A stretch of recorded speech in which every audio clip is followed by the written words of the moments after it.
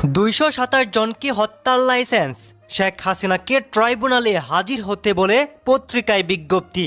আমার বিরুদ্ধে ২২৭টি মামলা হয়েছে, তাই ২২৭ জনকে হত্যার লাইসেন্স পেয়ে গেছে।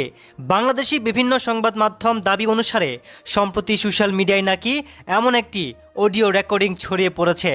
দাবি করা হচ্ছে, যার কণ্ঠে এই মন্তব্য শোনা গিয়েছে তিনি বাংলাদেশের পদচ্যুত প্রধানমন্ত্রী শেখ হাসিনা।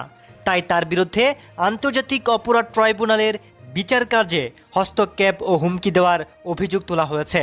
এবার এই মামলাতেই শেখ হাসিনাকে আগামী ৩ জুন স্থানীয় সময় অনুসারে সকাল ১০টায় আন্তর্জাতিক অপরাধ ট্রাইব্যুনালে হাজির হতে নির্দেশ দেওয়া হয়েছে। গতকাল রবিবার সেই নির্দেশ জারি করেছেন ট্রাইব্যুনাল। সেই নির্দেশ তাদের তরফে বাংলাদেশের দুটি জাতীয় দৈনিক পত্রিকায় প্রকাশ করা হয়েছে। আন্তর্জাতিক অপরাধ ট্রাইব্যুনাল এর তদন্তকারী সংস্থার দাবি, সমাজ মাধ্যমে ছড়িয়ে পড়া বিতর্কিত মন্তব্যটি যে হাসিনার, সেই বিষয়ে তারা নিশ্চিত।